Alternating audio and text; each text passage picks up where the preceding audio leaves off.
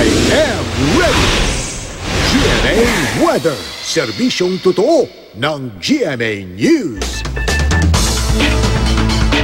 Mga kapuso, dalawang bagyo po ngayon ang binabantayan sa loob ng Philippine Area of Responsibility. Ito po ang Typhoon Ferdy at ang kapapasok lamang na Typhoon Hener. Alamin natin ang latest mula sa ating GMA resident meteorologist Nathaniel Cruz. Magandang umaga po, Mang Tani. Magandang umaga, Kara, at magandang umaga, mga kapuso. Dakong alas 12:15 nitong madaling araw, tumama ang mata ng bagyong Ferdy dyan sa may Itbayat, Batanes. Sa ngayon, inalis na ng Pag-asa ang warning signal number 4 sa Batanes. Sa halip, ibinaba na ito sa signal number 3. Posible ang malaking pinsala sa supply ng kuryente at linya ng komunikasyon.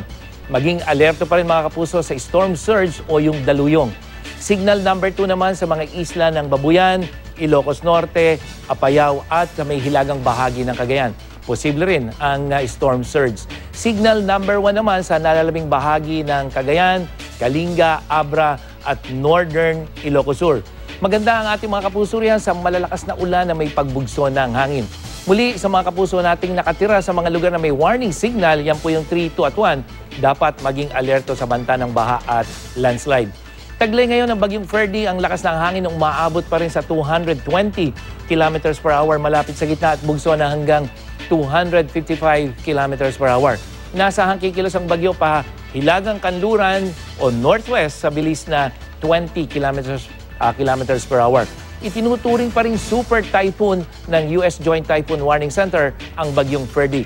At sa forecast track ng Pag-asa, pagkatapos siyang tumawid dito sa may Batanes ay posibleng nasa labas na yan ng Philippine Area of Responsibility mamayang hapon bago muling tumama dyan sa may southeastern China bukas ng madaling araw. Dakong alas 11:30 naman kagabi nang pumasok sa PAR ang isa pang bagyo at ito ay tinawag na Hener. Typhoon category ito at may international name na malakas. Namataan ang mata ng naturang bagyo sa layong mahigit 1,000 kilometers o 1,025 kilometers to be exact dyan sa may silangan, hilagang silangan ng Verac, Catanduanes. Taglay ng bagyo ang lakas ng hangin na umaabot sa 130 kilometers per hour malapit sa gitna at bugso na hanggang 160 kilometers per hour. Inaasahan kikilos ang bagyo pakanluran, hilagang kanluran na west-northwest sa bilis naman na 24 kilometers per hour. At sa forecast track ng Pag-asa, susundan niya itong track ng bagyong Ferdy pero bago ito lumapit sa may extreme northern Luzon, ay magbabago ito ng direksyon at posibleng lalabas ito ng Philippine Area of Responsibility araw ng Sabado. So, hindi po inaasahan ito na tatama sa kalupaan. Ang aasahang ulan naman sa mga susunod na oras, base sa rainfall forecast ng Metro Weather, masungit na lagay ng panahon dito sa may extreme northern Luzon at ilang bahagi ng northern Luzon at magiging maulan dito sa nalalabing bahagi ng northern Luzon at central Luzon, lalong-lalo na dyan sa may mga probinsya ng Bataan, Zambales at dyan sa may Ilocos region. Sa may southern Luzon, maulan sa may Mimaropa region, dyan sa Calabarzon at ilang bahagi ng Bicol region. Samantalang sa Visayas, may mga pagulan, eastern, central at western section pero unti-unti ay bababa yung tsansa ng ulan pagdating sa gabi. Sa Mindanao, maaliwala sa umaga at may ulan pagdating ng hapon, thunderstorm yan, Zamboanga Peninsula, Davao region at Sorsogon region. At dito sa Metro Manila, maghapon na may tsansa ng ulan, mga kapuso, at yan ay asahan natin ngayong araw na ito. Mga kapuso, October 2009, nang huling naranasan ng bansa na magkaroon ng dalawang bagyo na nasa loob ng PAR. Ang magkasunod na Typhoon Pepeng at Typhoon Kedan.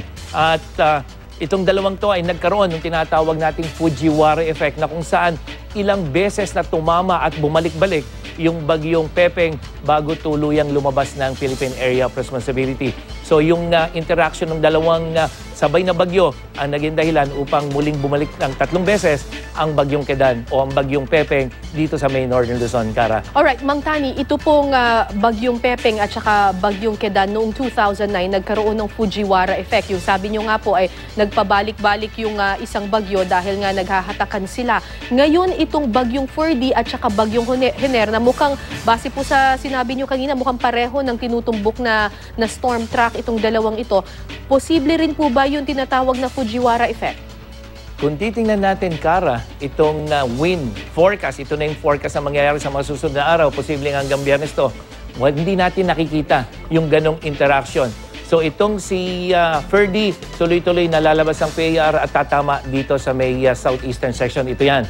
At habang ito namang si Hener ay lumalapit, kaya yung kanilang distansya ay hindi naging malapit upang magkaroon sila ng interaction. So walang nakikita tayong dahilan para bumalik yung Ferdy dito sa atin. At ito namang si Hener ay tuloy-tuloy nakikilos patungo ng Taiwan, pero bago lumapit sa Taiwan, magre-recarve yan papunta ng Japan. So wala tayong nakikitang Fujiwara effect o anumang interaction dito sa dalawang bagyo na nasa loob ngayon ng ating area of responsibility, Kara. Mang Tani, yung bagyong Ferdy mukhang palabas na ng Philippine Area of Responsibility. Ang nararanasan o mararanasan natin ngayon itong bagyong Hener. Gaano po kalakas yung ulan na aasahan natin sa mga susunod na araw? At hanggang kailan? Kailan po tayo makakaranas ng mas maganda-gandang panahon, Mang Tani? Ang magiging basehan natin, Kara, yung lakas ng hanging habagat. So ngayong habang ang bagyong Ferdy ay nandito sa extreme northern Luzon, asahan natin yung malakas na hanging habagat, kaya malakas na mga pag-ulan dito sa may Luzon at dyan sa ilang bahagi ng Visayas.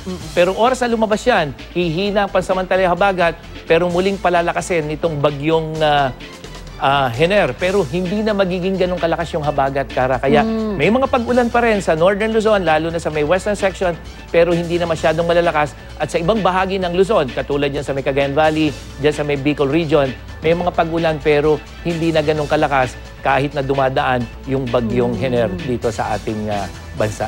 Maraming salamat po sa inyo, Mang Tani, ang ating GMA resident meteorologist.